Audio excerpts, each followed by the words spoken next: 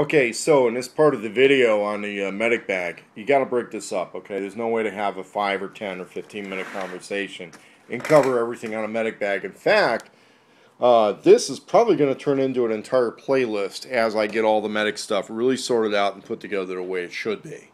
And this is just part of my initial getting it together because, like I said, I got to cross-load some stuff from some other medic bags into this. So in order to make this the semi-mobile clinic kit. This is not major trauma treatment, okay? So you're not going to see a lot of splints in here. You're not going to see a bunch of stuff for resetting a bone or something like that. What you're going to see here is basically the mobile clinic so that when myself or my group are in a field or in an activity and we need to keep everybody's performance as close to 100% as possible, we want to deal with little issues before they become big issues or before they become a threat to the mission. So over here, what we're going to talk about is dealing with a lot of little ailments, little things that are going to come up with somebody, okay? Now, I'm in an over 40 crowd, which means that I've got some aches and pains, but fortunately, I'm not nursing a lot of bad recurring pain from previous injuries, so I'm always going to keep some ibuprofen around, okay? And in reality, what I started to notice, especially when the last few years of my military service were done part-time in the National Guard, and, you know, we're dealing with guys who, for the most part, were previously active duty at some point, and then living civilian lives, and then doing, you know, field ops, at least with my unit. You know, we're doing a field 1 weekend a month, and then, of course, the pre-mission train-up and stuff for the deployments overseas. And a lot of guys, you know, don't realize, hey, man, I aged 10 years since I was doing this shit, okay? I am now 10 years older, and I'm trying to do all the shit that I was doing when I was 22, 23, 24, and we got aches and pains, man. You know, it's not going to work the same fucking way. And so I'm going to have a big bottle of ibuprofen, and everybody lines up and gets some in the morning. Otherwise, we're just not going to get going, man. It's like coffee, okay? The 23-year-old don't understand that, but over 40 crowd, man, we get the big bottle.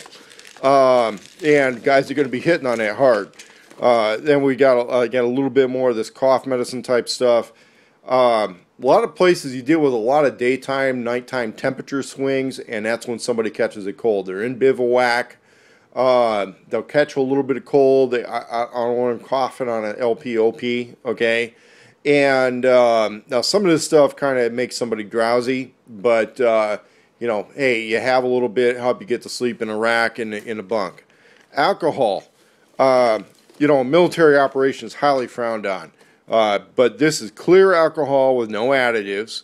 We're going to use this for cleaning a lot of wounds and stuff like that. Okay, isopropyl alcohol is only good for wound cleaning, and it's kind of painful. Okay, you put isopropyl alcohol in something, it's kind of painful.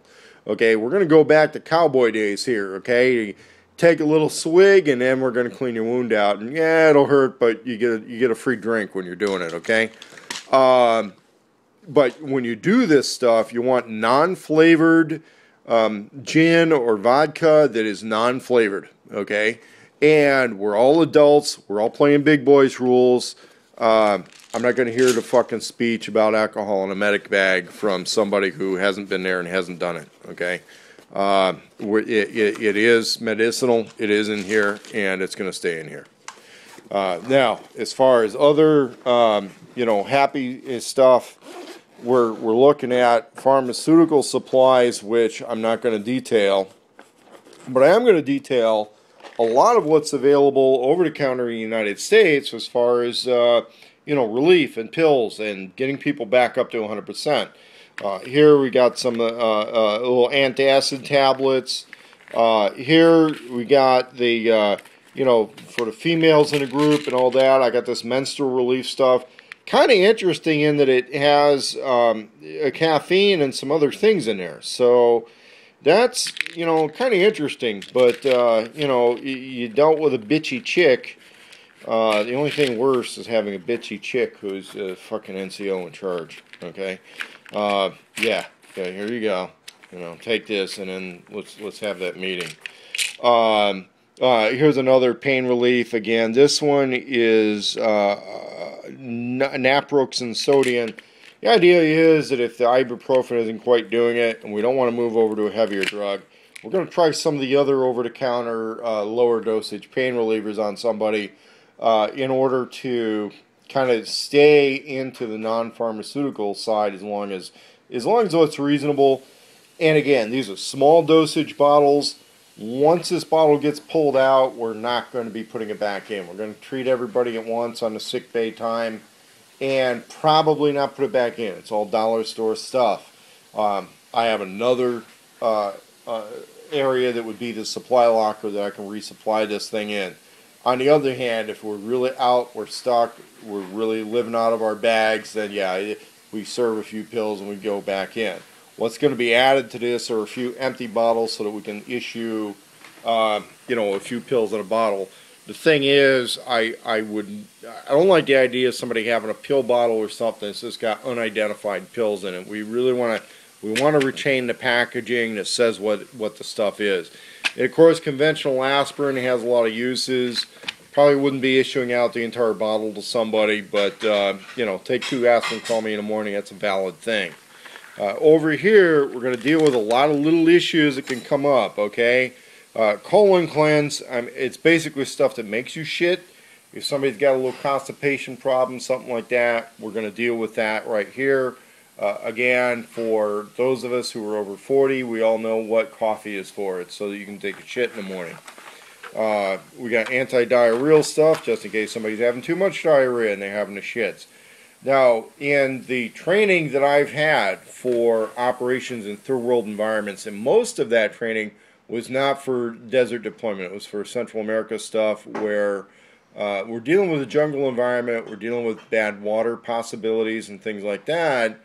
And what was kind of interesting was for the guys that were in my situation, we're traveling through Mexico south by land because I had to deliver some stuff, and we're traveling by land. Now the guys who travel by air directly down to, let's say, Honduras or El Salvador, a lot of times they're not being exposed to that Mexican water. Now Mexican water tastes good, but there's stuff in there that can fuck you up.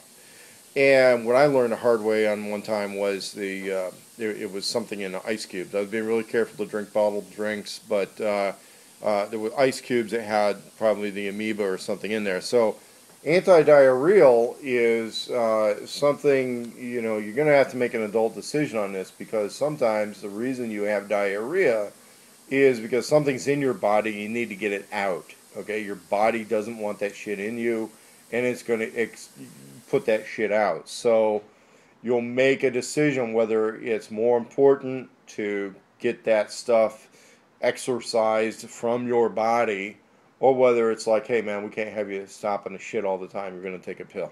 So you're going to make a command decision on something like that. Then we got cold medicine, we've got allergy and gas relief type stuff, and these are all basically inexpensive dollar packs of little things that are going to deal with little stuff that you're going to run into. Now, if I need to get a better, more efficient space issue in this bag, what I'm going to have to do is I'm going to have to cut these boxes apart, and I want to save a lot of the labeling, okay?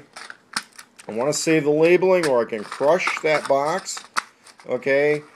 But here's the thing, the outside of the box is where we have some really important information, like our dosages, our expiration date. A lot of really important information is on the outside of the box.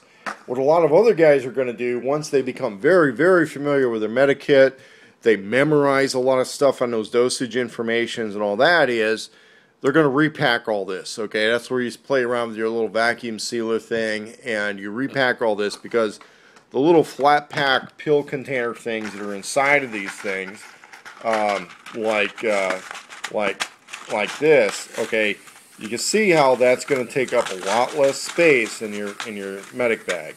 The problem is that when you issue out, you break off a few of these things, you issue that out to somebody, you lose a lot of that information, okay? right here, it doesn't even tell you that it's a sleep aid, okay? And unless you know what dipramine and hydroxyzab, whatever that shit is, unless you know exactly what that shit is, unless you know, okay, this blue pill does that, you can lose track of what this stuff does. So, yeah, I can reduce the size and bulk of my kit by taking this stuff out of the packages, but I'm losing a whole lot of this information. Now, for the really high-speed, low-drag operators, one of the tricks they're going to do is they're going to sometimes cut this out and then repack this into a little vacuum bag or maybe a Ziploc bag, but you need to save this information. Now, if you really need to shave ounces off your medikit, you photocopy this onto something that's going to be like a little bit water resistant. You can photocopy that onto a piece of paper and then laminate that piece of paper or card. And that's a whole nother project, which is taking a lot of this information, copying it onto a piece of thin paper, laminating it. And one of the ways you can laminate that is with packing tape. I'm going to show that with another whole nother package. And then when you eliminate these little cardboard boxes, you can start packing all this stuff in less space. So we're going to show that later. But that's, you know, the quasi-pharmaceutical side of the bag. Now, what I'm not showing here are some items. Let's pull this out. Okay, these are nasal key. There is some stuff I'm not going to show here. And that's Big Boys Club stuff, and we're not going to discuss that in the video.